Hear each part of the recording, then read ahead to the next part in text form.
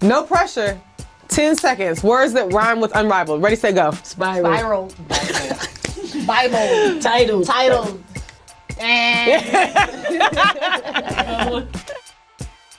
How do you show up to a sport that sometimes doesn't pour into you, but you're giving it your all every single day? I think the product, us being a product and nobody knowing what you have going on in your own personal life, but to see me go out there in the court and maybe I get 25 and 6 and we win and it looks all good, right? And then who knows what I got going on outside of that, but nobody understands that but you. But it's easy to watch, it's easy to cheer, it's easy to be like, oh, you did great, oh, this was great. And you're like, you fighting your own demons like, damn, like I did this or I did that. So I think we're so blessed with our talent. We're so blessed with people that we're able to interact with and the opportunities that we have. So sometimes it's enough to just show up and, you know, give it all that you have, because there's people out there who like wish they were in our position and wish they had some of the things that we had. Yeah, definitely. I think it's just stacking the days. Like, I look at it as just stacking the days, improving daily, just making small daily improvements to ultimately get to whatever your end goal is. So not getting too preoccupied with what your end goal is and trying to, like, buy into what the process to get there is too. And just keep in mind that, like, there's going to be good days and bad days, but all of the days matter towards whatever your end goal is. And just, I think, remembering your why and your purpose. I feel like when things kind of get out of sort or we get outside ourselves, just reeling it back and realizing, like, why am I doing it? What is the purpose? What is my purpose? I feel like that helps. When you feel like something's not giving you what you're giving it, just remember, like, it might be like that sometimes. So it's just like, okay, today's a day where I got to give a little bit more. Let me remember why I'm doing it. Why are you doing it? For me, I mean, my why is simple. I do it because God allowed me to again. Like, it was it was a moment in my career where I really thought I wasn't going to play again. I tore my ACL twice, you know, like in college. And I just sat on the edge of the bed, and I was just like, God, look, if you could just give me one more shot. Like, just give me one more shot. I swear to God, I will not take this game for granted. And I get teary-eyed about it because it's like, I get scared on days or games if somebody be like, Slim, why you not going hard? I'm going like 20,000 because I remember that promise. Like, I don't take it for granted at all. One thing about all of y'all, I know how much you value your people and the people that are around you, between your family. Having people around you that can keep you grounded. Tell me about how you stay mentally locked into what you need to do in minding your business. I mean, I think I come from humble beginnings. Like, I mean, we see where I am now, but like, I come from real humble beginnings. You talk about, and this is what I appreciate the most about my career is, like, when I look at my teammates, I understand, like, I've been at every phase of their careers, like from last person on the bench to franchise player to that really good role player that you need. So I think, like, that's what keeps me humble, because it's never about getting too high or getting too low, because I've been there and I've worked to be where I am. And then I surround myself with the right people. I like to surround myself with people, like, even when I wasn't playing, like, they wasn't like, you should be playing or you should da-da-da. It was like, no, get in the gym and prepare, so when the opportunity come that you're ready, like, we know what you could do. Yeah. But, like, it's just about them knowing. They don't know yet. So when they know, you're going to be in the right place. And I think for me, that was the most important, because you could surround yourself with some people that's telling you the wrong things and it puts you in the wrong place mentally. And it's really hard to get out of that. Brittney, I'm gonna go to you, because you've gone through that, the superstar in making that historic run, and then borderline getting rookie of the year. Like that year was crazy for you. Then you going around the league. How do you adjust with how jarring the different role switches can be within the league, and how do you land on your feet every time? I think it's kind of the same kind of thing with Kahleah. It's just, you just stay even kill. Like, you never go too high, never go too low.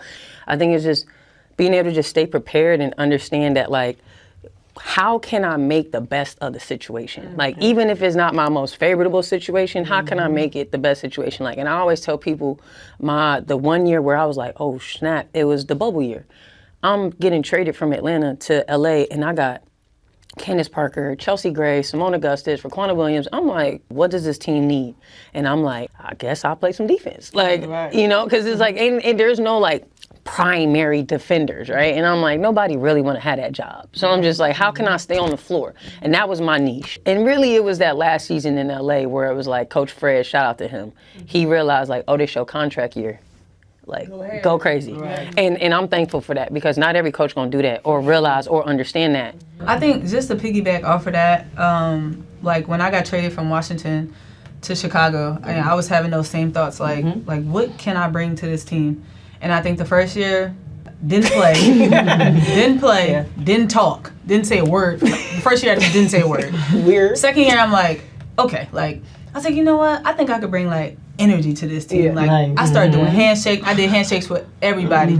So then like you talk about growing on that, and then I was like, I had to bring that energy. If I didn't have that energy, we don't win games. It wasn't about scoring or like the scoring, that's just a plus, but if I wasn't the emotional leader every single night, we wasn't gonna have a good night. So we talk about like going somewhere and having to figure out like how can I fit in this, like, and those like handshakes, getting people hyped, getting them riled up and one.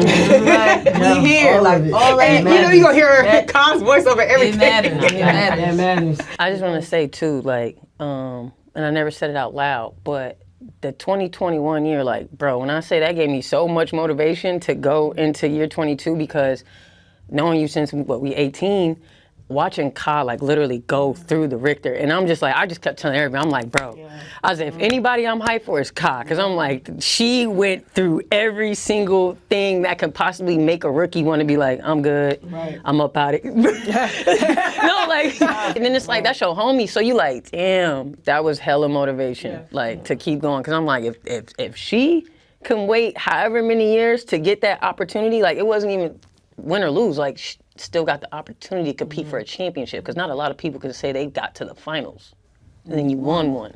And you got MVP. And you got MVP. I love it. And then y'all motivate each other, and Nola, you have the responsibility to motivate. So I need to know. I want a Nola coaching little chat as we end here. What's it like being coached by Nola? I've always wanted this in my life. Well, actually, it's like full circle moment again. Like, we all have different paths, and like we talk about Nola being a hooper, and then like figuring out, okay, this is not the end for me. I want to still be around it. I got more to give to the game. We played against each other in high school, and then we played against each other once in college. But to just see, like, we talk about the grind, and so I understand my story, but everybody wants to be a pro, you know? Like, that's the goal. Like, whatever it is that you do, you want to be a pro, but when it don't happen, it's like everybody don't have that energy and that dog to be like, I'm standing around the game. I'm gonna get this equipment. I'm gonna sit here and I'm gonna take these notes. I'm gonna get the right connections. I'm gonna talk to the right people, get myself in the right room. I'm prepared.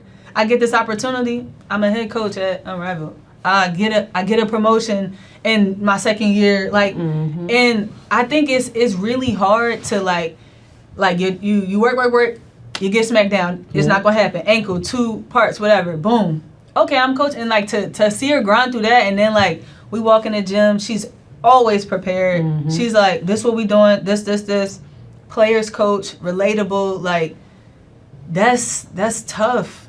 I understand how to navigate through this part of it, but what happens when basketball is done for me? Like, she get to be around the best players and give us knowledge and give us game. I think that's tough.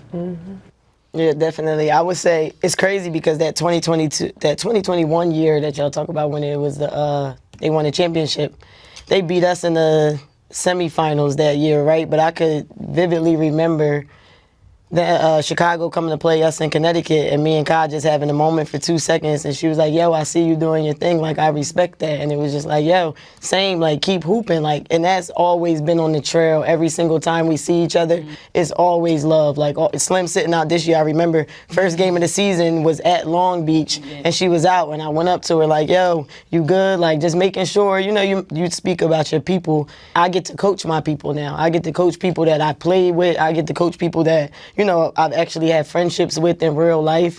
Just from a coaching standpoint, you know, I just want to do anything to serve them. So I try to make sure, you know, I'm listening at the same time, you want to be able to set certain expectations. I feel like sometimes, you know, players don't completely know what they're capable of. So as a coach, it's up to you to set the expectation and then make them rise to your standard. Like sometimes their standards are too low for themselves. And so you challenge them to like, look, this is my expectation.